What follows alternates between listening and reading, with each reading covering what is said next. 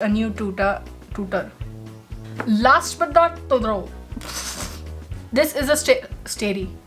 Okay, no, don't fall. Hello people, this is Sonali, the Melodramatic Bookworm. If you've been here before, welcome back, and if you're new to my channel, welcome to the Melodramatic Bookworm family.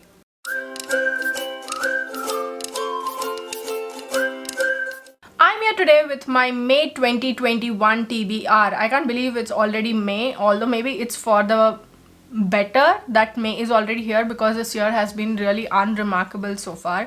It's not been that great except for the few bright spots, like me moving a step forward with my channel and etc, etc. But never mind, we are here, and May brings a lot of good things, a lot of new things, one of which is a huge announcement. I think you might have seen the huge announcement by now. I'm not really sure what time it will be going up, so I'm not going to talk much about it. I don't want to spoil it for you, but either way you should keep your eyes peeled out for the community tab, because posts are going to come there, announcement posts, so please stay tuned for that. Also, I will be making more bonus content for channel members, and if you miss that announcement, and if you like my content and you would like to support me monetarily in exchange for members exclusive bonus content, then please do consider becoming a member of my channel. I have spoken about it and about the levels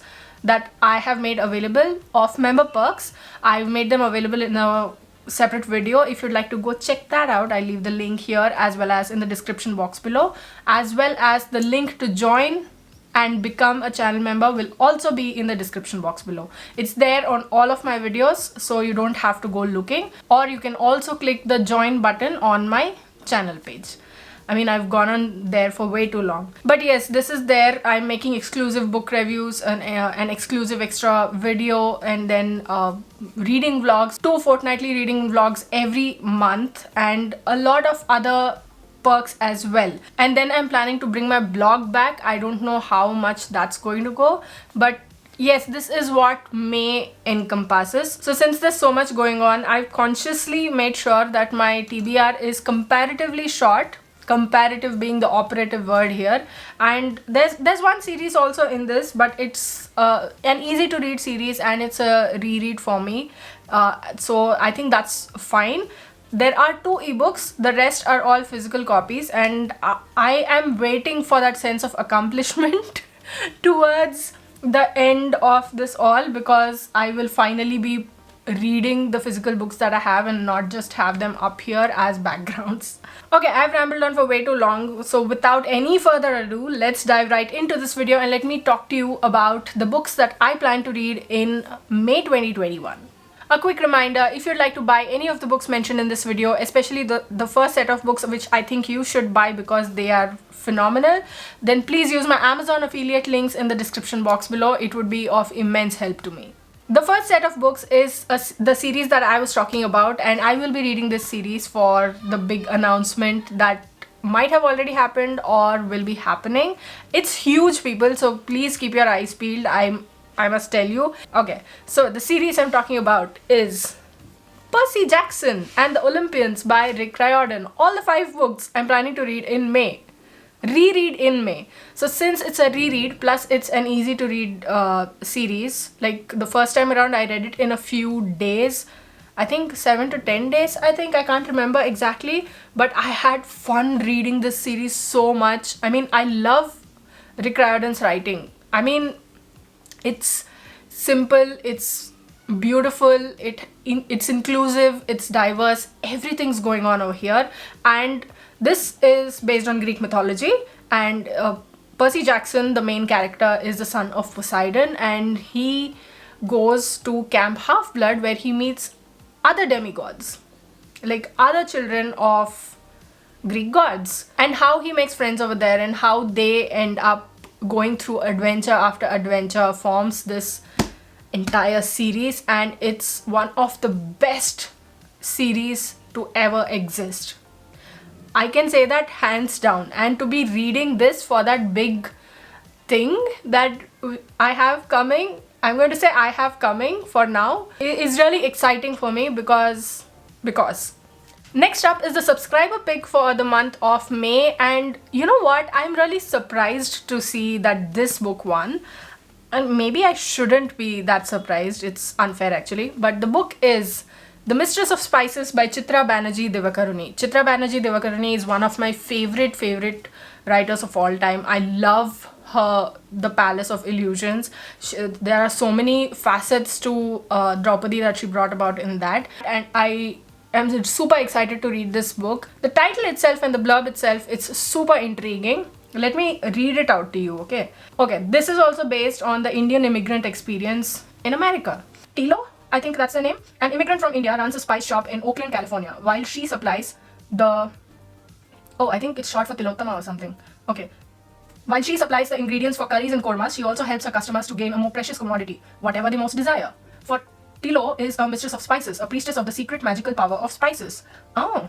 Through those who visit and revisit her shop, she catches glimpses of the life of the local Indian expatriate community. To each, Tilo dispenses wisdom and the appropriate spice for the restoration of sight, the cleansing of evil, the pain of rejection. But when a lonely American ventures into the store, a troubled Tilo cannot find the correct spice, for he arouses in her a forbidden desire, which, if she follows, will destroy her magical powers. Okay, I see why you people chose this book. But for me personally, I'm hoping that Chitra Banerjee Divakaruni will do justice to this story. I mean, I'm not anyone to actually say that, oh, she has done justice to this and all that, but personal opinions matter, no? As we have been speaking on my channel lately. And next up is the member review, which I will be doing exclusively for members, and my channel members asked me to review Star Daughter by Shweta Thakrar exclusively for them, and I will be reading this and reviewing it for them. I mean, when this book came out, I was so excited for it and I went and bought it, and this was one of my most anticipated reads of 2020, but I never got around to reading it last year because it was such a dumpster fire of a year too. If the night sky holds many secrets, it holds Sheetal Mistri's secret the closest. A secret that explains why her hair is a silver starlight, or why some nights the stars call Sheetal by name. Stars like her mother, who returned to her place in the constellation Pushya years ago. Since that day, Sheetal has been forced to hide. But as her 17th birthday draws near, the pull from the sky is growing stronger. So strong that Sheetal loses control and a flare of starfire burns her human father, an injury only a full star's blood can heal. Sheetal has no choice but to answer the star song and ascend to the sky, but her celestial family has summoned her for a reason, to act as the human champion in a competition to decide the next ruling house of the heaven. Desperate to save her father, Sheetal agrees, but nothing could have prepared Sheetal to face the star's dark history or the forces that are working to shut the gate between the realms for good. Okay, I knew that this was a book that had a protagonist that was half star, half human, and that was actually what pulled me into this book, but I never got around to reading it. So thank you, members, for making me read this book, making me pick this up and read it. Next is a book that I am part of a blog tour for, and I will be posting on May 24th, I think. And that book is How to Become a Planet by Nicole Melleby. And let me read out the blurb for you because I read it like a month ago and I hardly remember anything. For Pluto, summer has always started with a trip to the planetarium. It's the launch to her favorite season, which also includes visits to the boardwalk arcade, working in her mom's pizzeria, and her best friend Meredith's birthday party. But this summer, none of that feels possible. A month before the end of the school year, Pluto's frightened mom broke down Pluto's bedroom door. What came next were doctor's appointments, a diagnosis of depression, and a big black hole that still sits on Pluto's chest, making it too hard to do anything. Pluto can't explain to her mom why she can't do the things she used to love, and it isn't until Pluto's dad threatens to make her move with him to the city, where he believes his money in particular could help, that Pluto becomes desperate enough to do whatever it takes to be the old Pluto again. She develops a plan and a checklist. If she takes her medication, if she goes to the planetarium with her mom for her birthday, if she successfully finishes her summer school work with her tutor, if she goes to Meredith's birthday party, if she does all the things that normal Pluto would do, she can stay with her mom in Jersey. But it takes a new therapist, a new tutor, and a new and cute friend with a checklist and plan of her own for Pluto to learn that there is no old and new Pluto.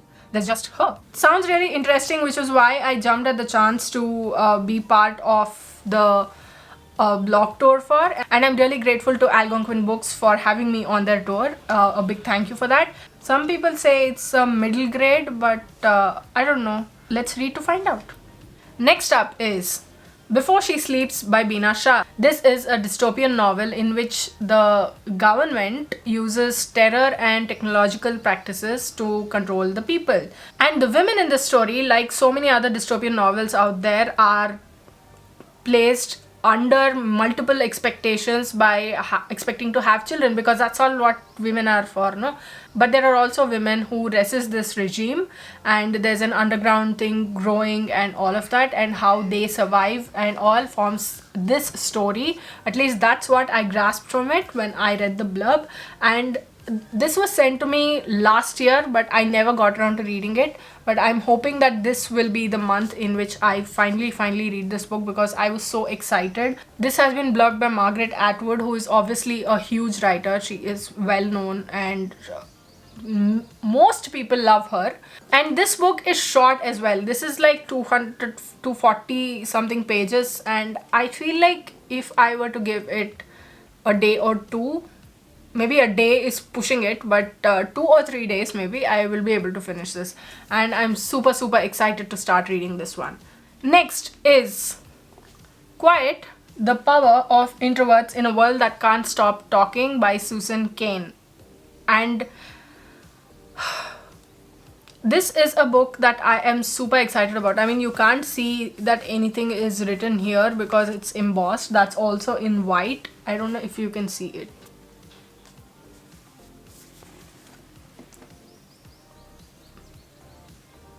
But as an introvert, I really want to read this book. Maybe it will help me, and maybe it will reassure me that being an introvert is not as bad as people make it out to be. If you're an introvert, people are like, oh, you're an introvert, you don't talk much. You should go talk much. You should go out, meet people. That's how you will move ahead in life. Do you say that to extroverts who talk a lot? Do you ask them to shut up? Do you ask them to shut up and not offend people on a regular basis? Naina. Extend the same respect to introverts as well. Please. Thank you very much. Thanks for coming to my TED Talk. But this is a book that when I bought it, I was like, this I'm definitely going to read as soon as possible. And I hope that as soon as possible is this month. And look at the blurb also. For far too long, those who are naturally quiet, serious or sensitive have been overlooked. The loudest have taken over, even if they have nothing to say. It's time for everyone to listen. It's time to harness the power of introverts. It's time for quiet. It is time for quiet. Please. Next is a buddy read that I will be doing with Nandini over at Read, Dream, Repeat. We buddy read one book every month together, and this month we are going to be reading The Great Indian Novel by Shashi Tharoor. And she tells me that this book and Shashi Tharoor's writing is sassy and political all rolled into one.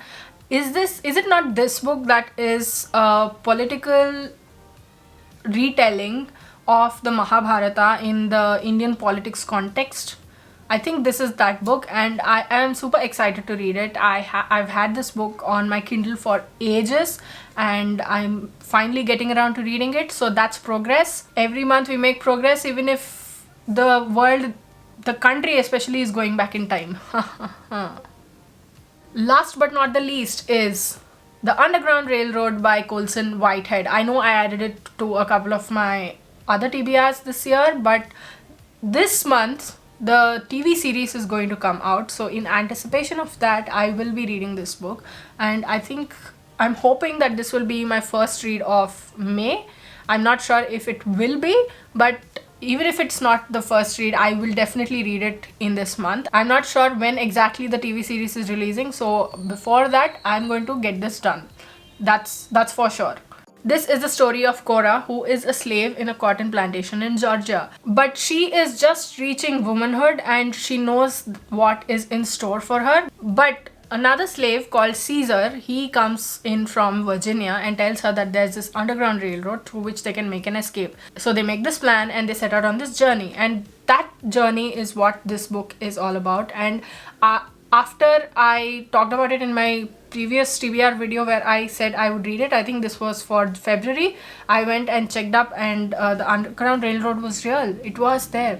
And I can't speak more about it because I'm not fully informed about it. I will educate myself before saying anything. But alongside that, I will also be reading this book, so I am really looking forward to it. So those were all the books that I'd like to read in May 2021. Which of these have you read? Which ones did you like? Which ones did you not like? Which ones are you super excited to read as well? Which ones are on your TBR? Which ones are on your wish list? What books are you reading in May? Which will be your first read of May? Let me know in the comments below. I'd love to hear from you.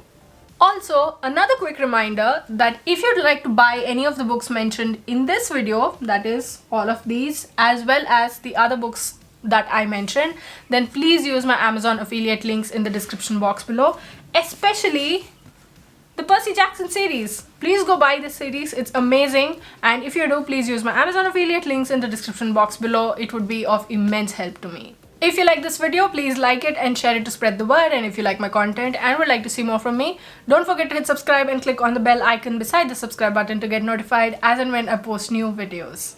Thanks for watching. I'll see you in the next video. Until next time, keep reading, keep watching, and add melodrama to your life.